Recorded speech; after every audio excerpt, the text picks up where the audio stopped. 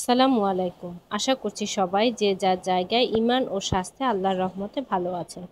আমরাও আপনাদের দোয়া ও ভালোবাসায় আল্লাহর রহমতে ভালো আছি। তো বরাবরের মতো নতুন আরও একটি ভিডিও নিয়ে আজকে হাজির হয়ে গেলাম। আশা করছি এই ভিডিওটিও আপনাদের অনেক ভালো লাগবে। যদি ভিডিওটি ভালো লেগে থাকে তবে প্লিজ আমাকে সাপোর্ট করতে ভুলবেন না।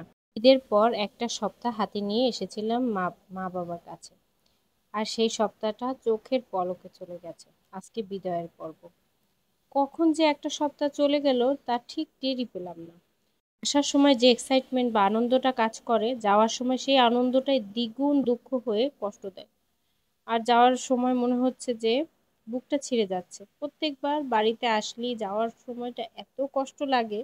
মা বাবা দাঁড়িয়ে আছেন, একটু পরেই বাসটা ছেড়ে দেবে, চলে যাব যান্ত্রিক শহর ঢাকায়। ছাড়ার আগ পর্যন্ত মা বাবা এরকম দাঁড়িয়ে থাকে। আর সেটা বাসের ভিতর থেকে দেখতে বুকটা ফেটে যাচ্ছিল। কেন এরকম হবে? প্রত্যেকটা মেয়েকেই কেন বাবা মা ছেড়ে চলে আসতে হবে? গ্রামের বাড়িতে কাটানো মুহূর্তগুলো একেবারে ভুলতে পারছিলাম না। কত মজা করে যে সময়টা কেটেছে তা আপনারা হয়তো আমার ভিডিও দেখলে কিছুটা আন্দাজ করতে পারবেন। ভাই, ভাইয়ের বউ, কাকা, কাকি, দাদু সবাই সহ অনেক মজা করে সময়টা কাটিয়েছি। একসাথে রেস্টুরেন্টে খেয়েছি, মজা করেছি, সবাই সহ সকালের নাস্তা করেছি। সবাই সহ একসাথে বসে ঘন্টার পর ঘন্টা আড্ডা দিয়েছি। মজার মজার সব খাবার খাওয়া, দু হাত ভরে মেহেদি দেওয়া, জোর করেই হয়তো দেওয়া, কিন্তু দিয়েছি। সে জিনিসগুলো কি ভোলা যায়? একসাথে সবাই মিলে বিকেল বেলা মাঠে ঘুরতে যাওয়া, সূর্য অস্ত দেখা, আরো কত শত ভালো ভালো কাটানো মুহূর্ত। মা বাবার কাছে আসলে দিনগুলো মনে হয় চোখের পলকে চলে যায়। বাবার বাড়িতে আসলে দায়িত্ব কর্তব্যের যে একটা ভারী বোঝা পিঠে বয়ে বেড়াতে হয় প্রত্যেকটা মেয়ের, সেই বোঝা থেকে কিছুটা রিলিফ পাওয়া যায়।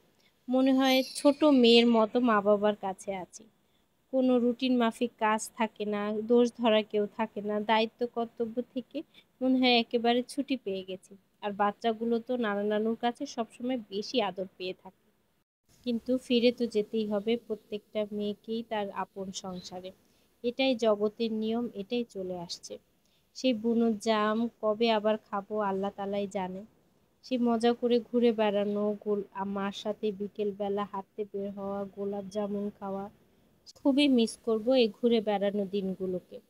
সেই বাগানে এদিক ওদিক বিনা কারণে ঘুরে বেড়ানোকে। আপনারা কারা কারা ঈদের পরে বাবার বাড়িতে গিয়েছেন আমাকে কিন্তু জানাতে পারেন। আপনাদের মতামত জানতে আমার খুব ভালো লাগে। জানি না এখনো কেন প্রত্যেকবার বাবা মা থেকে বিচ্ছিন্ন হয়ে গেলে এত কষ্ট হয় তা বলে বোঝাতে পারবো না। তো সারা বাসে আমি কোনো ভিডিও করতে পারিনি, এত খারাপ লাগছিল। আর বিশেষ করে আমার বড় মেয়েটা একদম দুর্বল হয়ে যায়, সে নানা বাড়ির প্রতি প্রচুর আসক্ত। তো এখানে আমরা ঢাকায় চলে এসেছি, যান্ত্রিক শহর ঢাকায়। আবার শুরু হয়ে যাবে রুটিন মাফিক কাজকর্ম। অনেক ঘুরে বেরিয়েছি, আনন্দ করেছি। আগামী ভিডিও দেখার জন্য আমন্ত্রণ জানিয়ে আজকে এখান থেকে বিদায় নিচ্ছি। আসসালামু আলাইকুম।